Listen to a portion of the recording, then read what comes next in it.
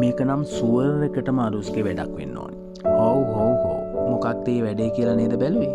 එක කියන්න කලින් මාව සබ්ස්ක්‍රයිබ් කරලා බෙල් එකත් ක්ලික් කරලා මාත් එක්ක එකතු වෙලා ඉන්නකෝ. ඔව් තිදැස් මේ හිතන්නේ සංදේශිකේ මේ වෙනසට හේතුව වෙන කවුරුවත් නෙවෙයි අරුස් කියලානේ. අරුස් ආත්මික පරණ නම්බර් එක හොයාගෙන මේ කරන්නේ මහා ජරා ගේම් එකක් කියලා තමයි තිදැස් හිතන් ඉන්නේ. ඉතින් දැන් තිදැස්ට එක පිට එක ප්‍රශ්න.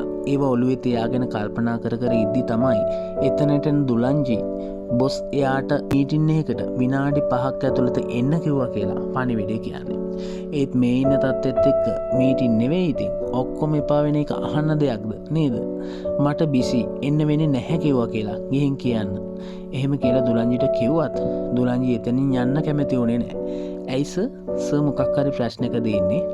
මං ගිහින් කියන්නද සර් ඉන්නේ මොකක් හරි ප්‍රශ්නයක කියලා? එහෙම කිව්වහම තමයි තිදැස්ට මේ කීව පණිවිඩෙත් ඇත්තටම ඇහුනේ. ප්‍රශ්න පිට ප්‍රශ්න මෙතන. මොනවා කරන්නද කියලා හිතා ගන්නත් බෑ. එපා. එහෙම ගිහින් කියන්න ඕන නෑ. මං තව ටිකකින් එන්නම්. එහෙම කියලා දුලංජි එතනින් යවනවා. ඔයාතරේ තාමත් සංදේශි පස්සෙන් පන්නන පේසලක් දන්නේ නැහැ. සංදේශිට එයාගේ ආත්මික මතකයේ දැන් හොඳටම ඇවිත් කියලා.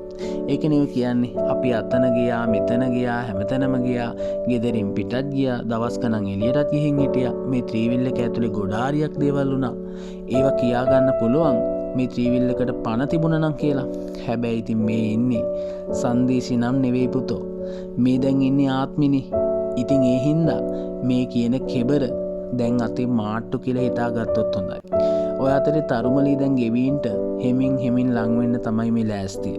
බන්දුක මොනවා කියලා ලං වෙන්න හැදුවත් තරුමලීට ඕන ගෙවීන් විතරමයි.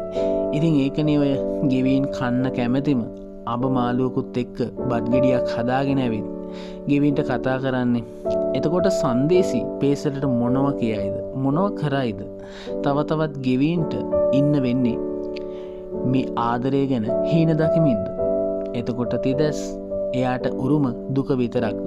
ඒ දේවල් අපි ඉදිරියේදී කතා කරමු නේද? එහෙනම් ආයෙමත් මුණ ගැහෙනකල් හොඳ ළමයි වගේ පරිස්සමින් සතුටින් මාව සබ්ස්ක්‍රයිබ් කරලා බෙල් එකත් ක්ලික් කරලා ආදරෙන් ඉන්න කියලා ප්‍රාර්ථනා කරනවා.